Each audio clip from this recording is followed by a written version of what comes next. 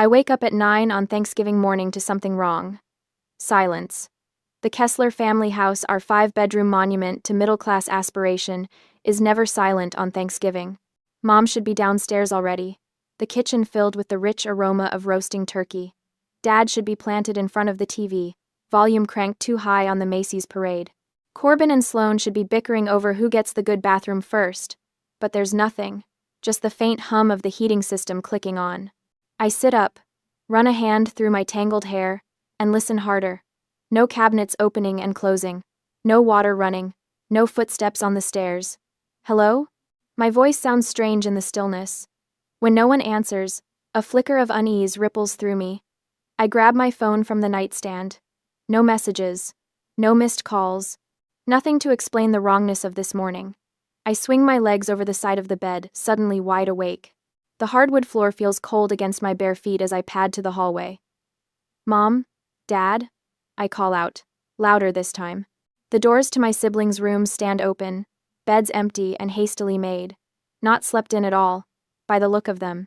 Downstairs, the kitchen is spotless. No turkey thawing on the counter. No ingredients lined up for stuffing or cranberry sauce. Just my coffee mug from last night sitting alone in the otherwise empty sink.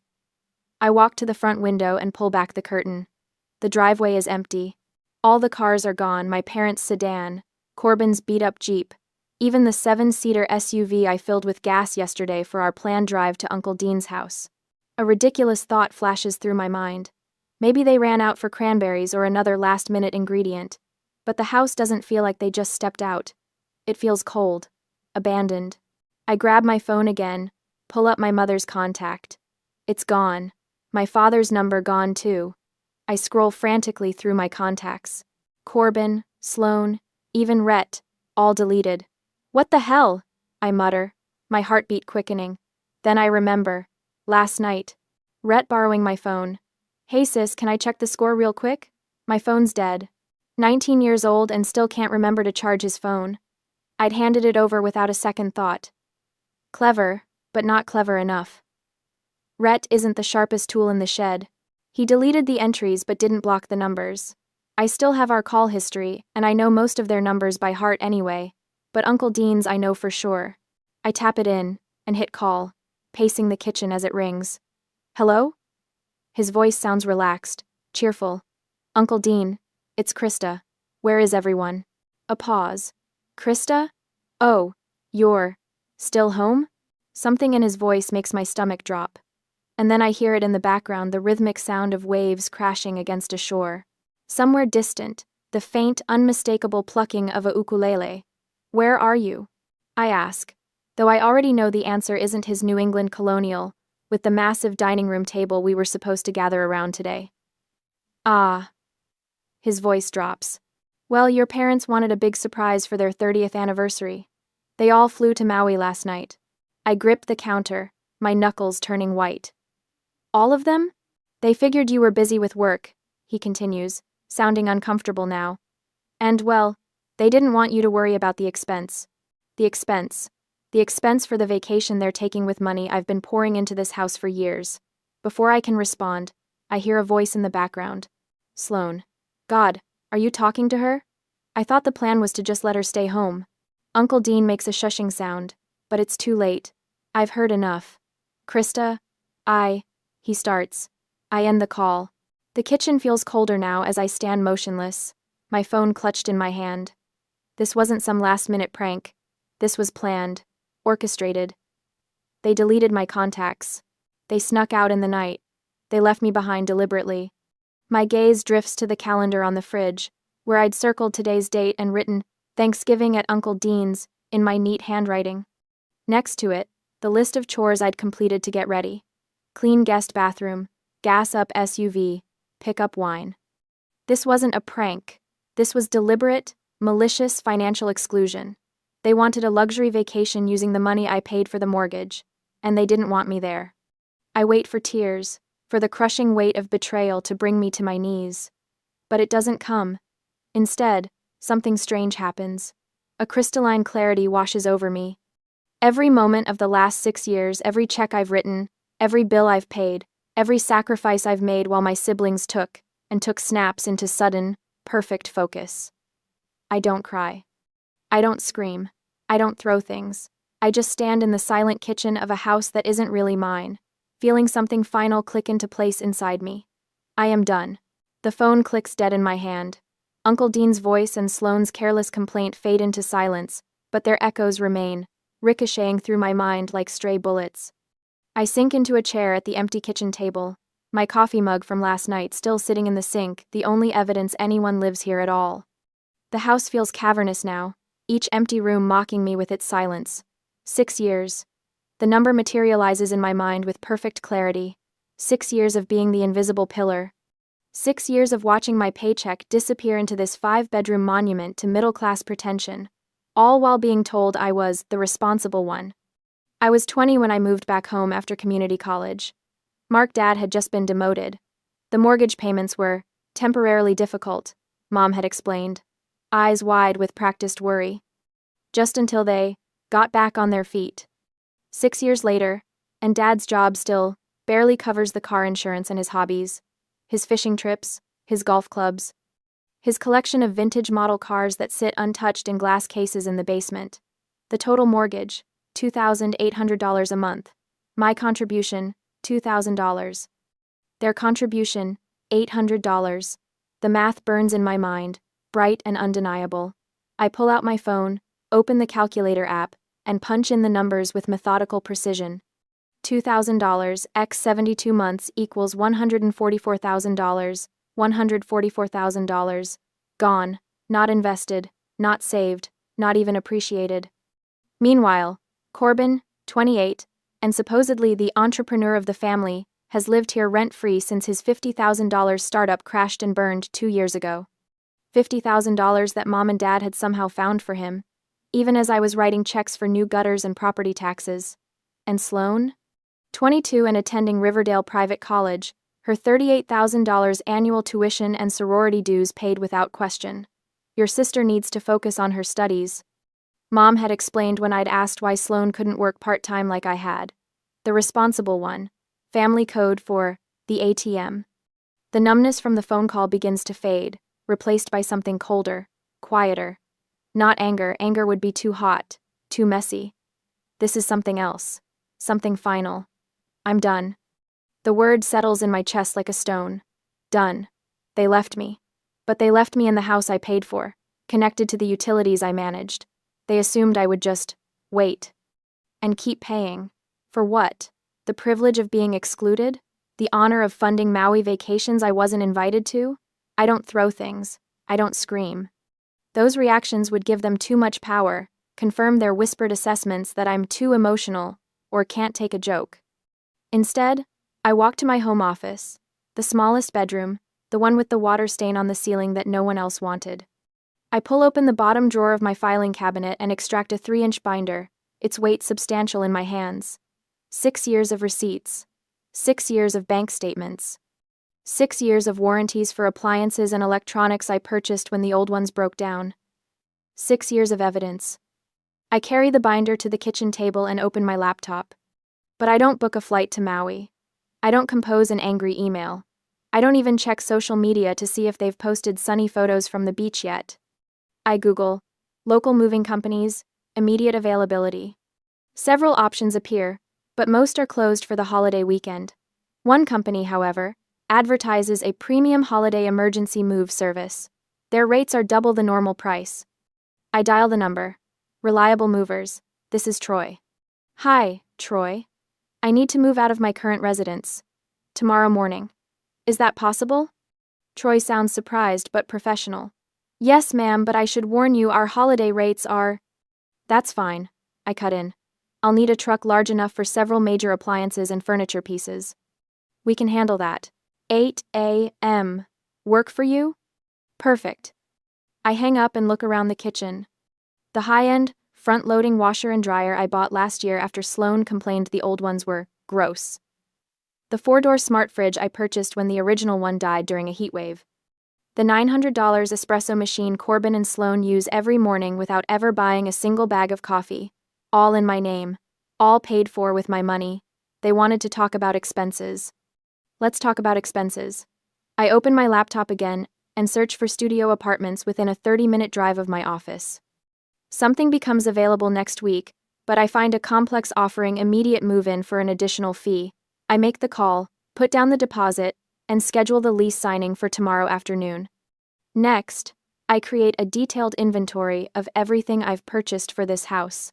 The 80-inch 4K TV from the living room, my $2,500 bonus from last year, the high-speed Wi-Fi router and mesh system, the new dishwasher. Item by item, I catalog what's mine. Not in anger, not in vengeance, in simple, cold accounting. 7 days, I think. They'll be gone for 7 days. When they return, expecting the comfort they've always taken for granted, expecting me to have maintained their lives in their absence, they'll find something very different waiting for them. I run my fingers over the binder, feeling the plastic cover, cool and smooth beneath my touch. 6 years of being the responsible one. 6 years of being the invisible foundation that everyone stands on but no one sees. I close the binder. I've been responsible long enough. The moving truck arrives at 8 the next morning. I stand in the driveway, my 3-inch binder tucked under my arm like a shield, watching 3 men in matching blue uniforms climb out. The logo on their truck, Premium Holiday Relocations, cost me triple the normal rate, worth every penny. Miss Kessler? The foreman approaches, clipboard in hand. We're ready when you are. I nod, opening my binder to the tab section marked Purchases. Let's start in the living room. Inside, I point to the 80-inch 4K TV mounted on the wall. That comes down first. The foreman raises an eyebrow at the massive screen. Nice TV. My $2,500 bonus from last March, I say, tapping the receipt in my binder. The paper is crisp, preserved in a plastic sleeve. The bracket stays it came with the house. The men work with practiced efficiency. One disconnects cables while 2 others carefully unmount the TV. In less than 10 minutes, they're wrapping it in protective blankets. I move through the house like a general, binder open, pointing out each item. This isn't an emotional rampage. It's inventory management. The washer and dryer in the laundry room, I say, leading them down the hall. I bought them after Sloane complained the old ones were gross. I remember her exact words. God, Krista, these machines are from the Stone Age. Can't we get something that doesn't look like it belongs in a gas station bathroom? In the kitchen, the foreman whistles at the massive stainless steel refrigerator. 4-door smart fridge. That's going to be tricky. It's empty, I assure him. Last night, I'd thrown out everything perishable and packed the rest in coolers now sitting in my car, and I've already disconnected the water line. They remove the refrigerator with careful precision, leaving a gaping hole in the custom cabinetry. The $900 espresso machine is next. I watch as they wrap it, remembering how Corbin and Sloane would use it every morning, leaving their empty cups scattered around the house. Not once in 3 years had either of them bought coffee beans. That was always my job, like everything else. Wi-Fi router and mesh system, I say, pointing to the sleek devices. All 4 nodes throughout the house, the ones that powered Corbin's endless job searches and Sloane's Instagram empire. Room by room, the house empties of everything that's mine. The movers work quickly, professionally, asking few questions. I answer the ones they do ask with calm precision. No, that stays. Yes, that goes. Careful with that, it's fragile. By noon, the truck is half full, and the house already feels different. Hollower, lighter. With each item that leaves, a weight lifts from my shoulders. The ghosts that have haunted me, expectations, obligations, guilt, seem to fade with every empty space created. Taking a break for lunch, ma'am, the foreman tells me. I nod and walk through the quieter house while they eat in their truck. My footsteps echo on the hardwood floors now that the area rugs, also mine, are gone. In the living room, the wall looks naked without the TV. In the kitchen, the refrigerator's absence reveals years of dust and a single magnet that had fallen behind it, a Hawaiian sunset from some previous family vacation I hadn't been invited to. This isn't destruction, I remind myself. This is reclamation. By 4 in the afternoon, they've loaded everything that's mine. I stand in the driveway, signing the paperwork as they secure the truck. Address for delivery? The foreman asks. I give him the information for my new studio apartment. The lease started yesterday, paid 3 months in advance. After they leave, I return to the house. The emptiness is jarring but satisfying. I pull out my phone and start recording, walking from room to room, documenting the condition of the property. No damage to the walls where the TV hung, no scratches on the floors where the furniture slid out. No dents in the door frames. Evidence, just in case. In the kitchen, I open cabinets that now hold only the mismatched mugs and cheap plates my parents had before I started upgrading our home. The pantry contains just the basics: my father's sugary cereals, my mother's diet crackers, the cheap coffee no one actually drinks. Upstairs, I enter what was my bedroom. The bed remains, but the premium mattress I bought last year is gone, leaving just the cheap box spring that came with the house. My dresser is gone. My bookshelf is gone. I sit cross-legged on the floor, open my laptop, and begin making calls. First, to the power company. Yes, I need to cancel service at 1342 Oakwood Lane, I say, voice steady.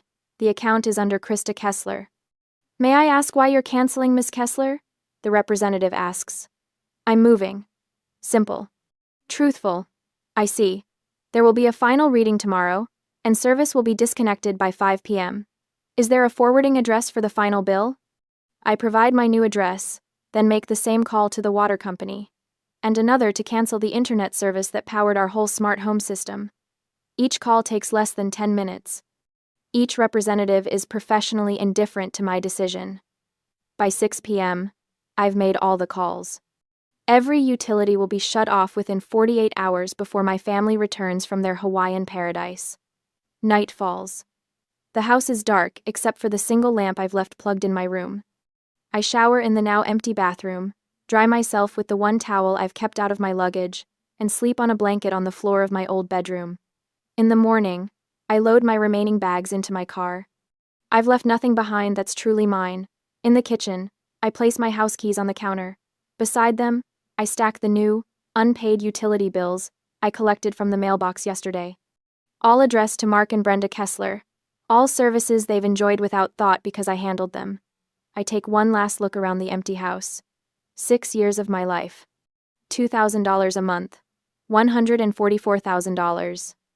I lock the door from the inside, step out, and pull it shut behind me with a satisfying click. In my car, I check the time. 6 days until they return from Maui. 6 days until they discover what responsibility actually costs. Tick-tock, I whisper as I drive away, heading toward my new, much smaller, infinitely more peaceful home. 6 days later, the family is back. I'm sitting in my new studio apartment when my phone buzzes with a notification from the Ring doorbell app I never deleted. A final loose end I deliberately left untied. The app shows the Kesslers have returned, dragging oversized suitcases up the front walk. Their faces are tanned, their shoulders slumped with travel fatigue. Brenda clutches a pineapple-shaped souvenir. Mark fumbles with his keys. Sloan and Corbin trail behind, still wearing their matching aloha shirts. Rhett brings up the rear, his neck ringed with a plastic lei. I take a sip of my coffee, turn the volume up on my phone, and watch. Honey, Brenda calls as Mark finally gets the door open. Don't forget the light switch is finicky. They disappear inside. I count down in my head. 3, 2, 1. Mark? Brenda's voice filters through the Ring's microphone. The lights aren't working. Hang on, Mark replies, his voice growing fainter as he moves away from the door. Let me check the breaker. A minute passes. The door remains open, spilling their conversation onto the porch where the Ring camera captures every word. Nothing's working, Mark calls back. The power's out. Did you forget to pay the bill? Brenda asks, irritation edging into her voice. Me? You handle the utilities. I smile as I imagine them standing in the dark hallway, jet-lagged and confused. Corbin pushes past them, phone flashlight activated. His beam sweeps across the living room, then stops. Dad? His voice rises an octave. Where's the TV? The flashlight beam jerks around wildly now, illuminating empty spaces where furniture used to be. What the hell? Mark's heavy footsteps pound across the floor. Sloan screams from the kitchen. The fridge is gone. Everything's gone. I watch as they spill back onto the front porch, faces pale in the dying November sunlight. Brenda's hands shake as she clutches at Mark's sleeve. Someone broke in, she gasps. Call 911. Mark fumbles his phone from his pocket, fingers trembling as he dials. I watch his face contort as he explains the situation to the dispatcher, describing a robbery in progress. Corbin paces the porch, his own phone gripped tightly in his hand. His brow furrows as something occurs to him. "The Ring camera," he says suddenly. "We can check the footage." Of course Corbin would think of that. The tech guy of the family who couldn't even launch a successful startup with $50,000 of funding. I take another sip of my coffee as I watch him tap at his phone, accessing the same app I'm currently using. I know the exact moment he finds the footage from 3 days ago. His face drains of color, mouth dropping open. She took everything," he stammers. The others crowd around his phone. I can picture the video playing on his screen. Me, clipboard in hand, directing the movers as they carefully load the 80-inch TV, the smart fridge, the washer and dryer, the espresso machine. All documented, all organized, all mine. "Krista did this?" Brenda's voice breaks on my name. "But why would she?" "Because she's crazy," Sloane cuts in. "I told you she was getting weird." Mark takes the phone from Corbin, watching the footage with narrowing eyes. When he looks up, his face is rigid with fury. "She can't do this," he growls. "This is our house." I set my phone down on the coffee table of my new apartment and walk to the window. Outside, the November sunset paints the sky in shades of orange and purple. My studio is small, but the light here is beautiful. Clean. Mine. My phone starts buzzing again. Not the Ring app this time, but actual calls. One after another.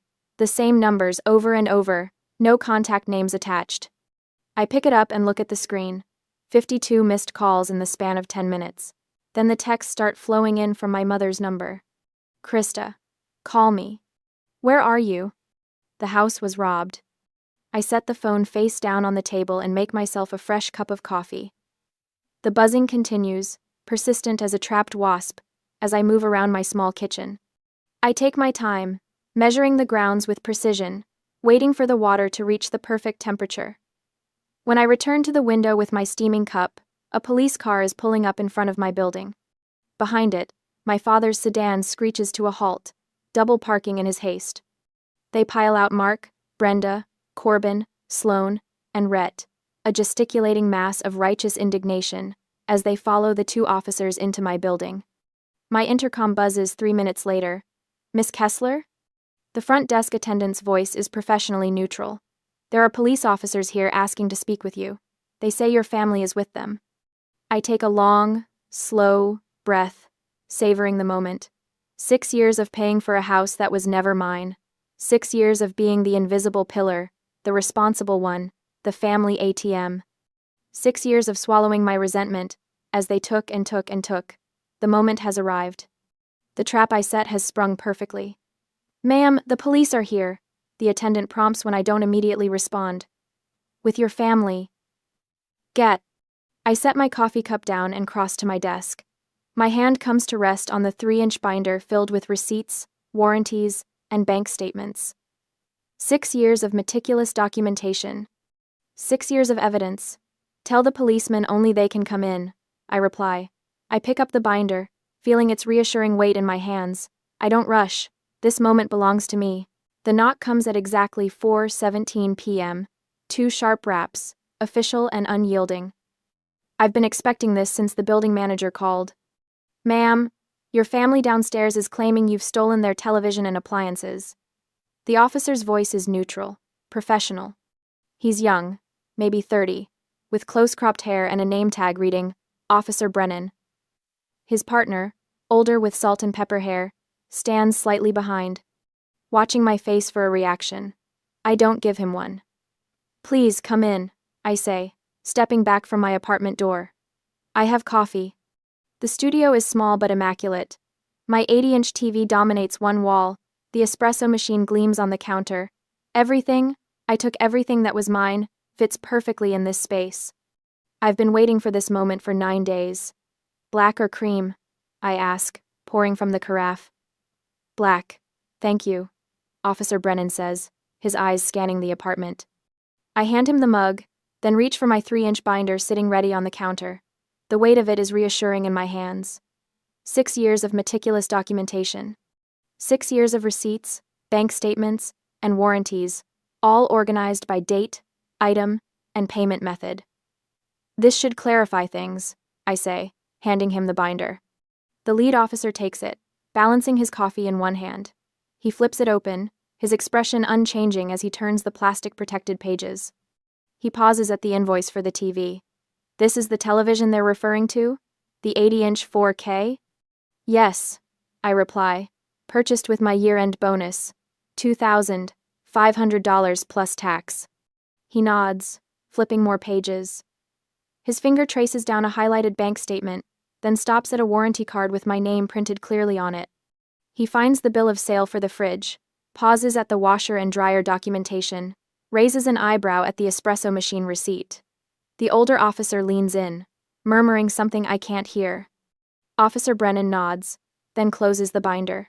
Everything appears to be in your name, Miss Kessler, he says, handing it back. His eyes meet mine, and I see something shift there, a reassessment. Ma'am, do you want us to file a harassment report on your behalf? The question hangs in the air between us. 6 years of silent contribution, 6 years of being the responsible one, the ATM. 6 years of watching Corbin waste $50,000 on a startup that never started up. 6 years of Sloane's private college tuition and sorority dues being paid without question, while I covered mortgage payments that should have been my parents' responsibility. No, I say finally. That won't be necessary. He nods, understanding in his eyes. We'll take care of it. Thank you for the coffee. I don't follow them to the door. I don't need to watch what happens next.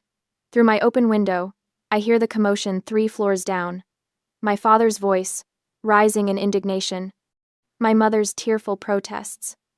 It's a civil matter. Officer Brennan's voice carries up clearly. She has provided documentation of ownership for all items in question. You need to leave the property now, or be cited for trespassing. Silence follows, then the slam of car doors. I close my window. 3 weeks later, I'm pushing my cart through the produce section of Greenway Market when I spot them. Corbin and Sloane, huddled near the organic apples, scanning the store, waiting for me. I consider abandoning my half-filled cart, but something hardened inside me weeks ago hasn't softened. I push forward. Sloane spots me first, her eyes narrowing. At 22, she looks older suddenly, the privilege and certainty drained from her face. This isn't funny, Krista. She hisses as I reach for a bag of Honeycrisp apples. Mom is crying every day. You need to fix this. I place the apples in my cart, moving past her without response. Corbin steps into my path. His usually perfect hair is uncombed, his designer shirt wrinkled. Just turn the internet back on, he says, desperation edging his voice. How am I supposed to apply for jobs?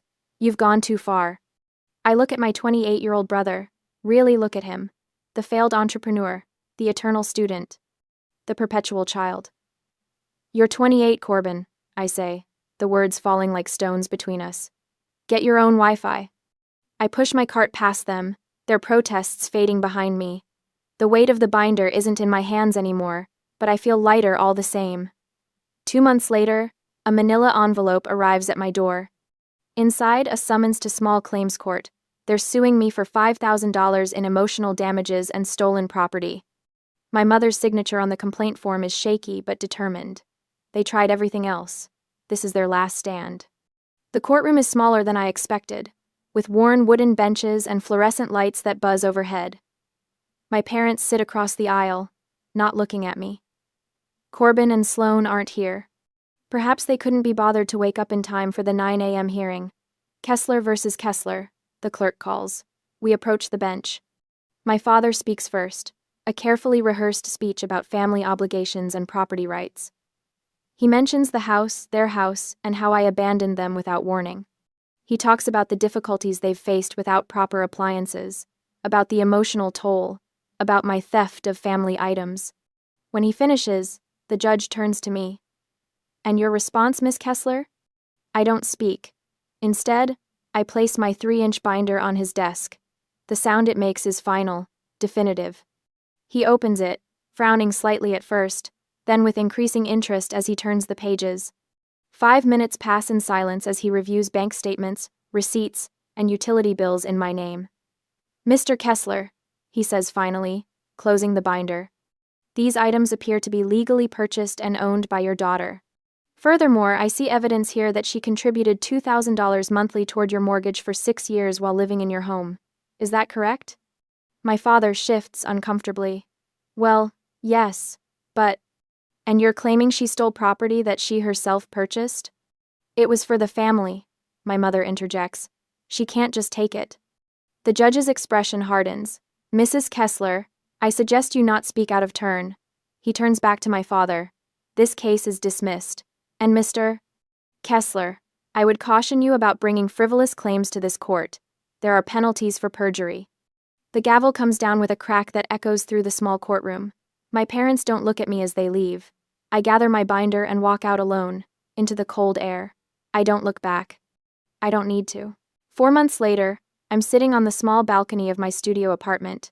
The air is cold against my skin, but I don't mind.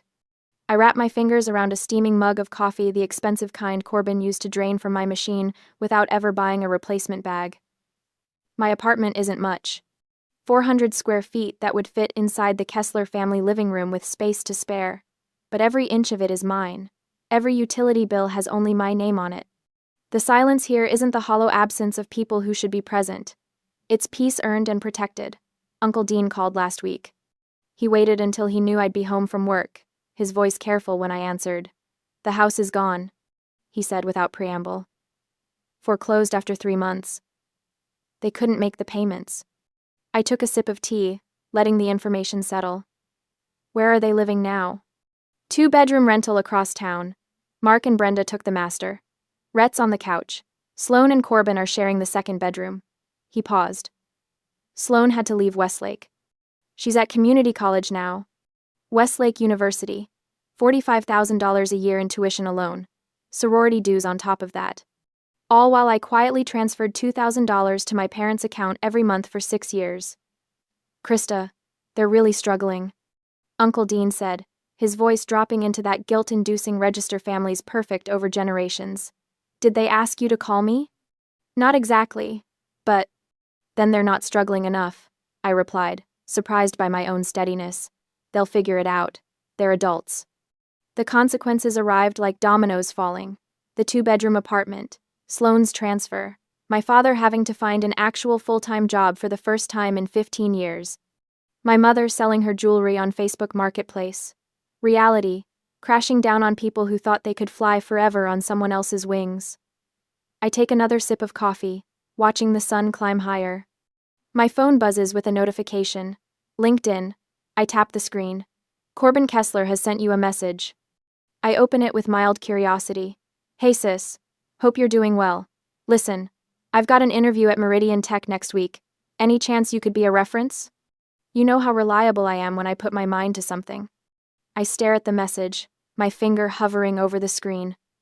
28 years old, and still convinced the world owes him a cushioned landing. I click ignore, then block his profile for good measure. 4 months ago, I woke up in a cold, silent house, abandoned by the people who should have been there. I remember standing in that kitchen, the moment everything crystallized, the soft click of realization like a lock turning. Now I sit in my own space, smaller but infinitely more honest. My bills are reasonable because I only pay for what I need. My shelves hold books I actually read. My refrigerator contains food only I eat. People ask if I ever feel guilty. Former co-workers who heard through the grapevine. The few friends who know the whole story. They want to know if I wonder whether I went too far, if I think about my family struggling in their cramped apartment while I sit here with my expensive coffee maker and my quiet mornings. I take a final sip, letting the rich flavor linger on my tongue. No, I don't. For the first time in my life, the silence is actually mine.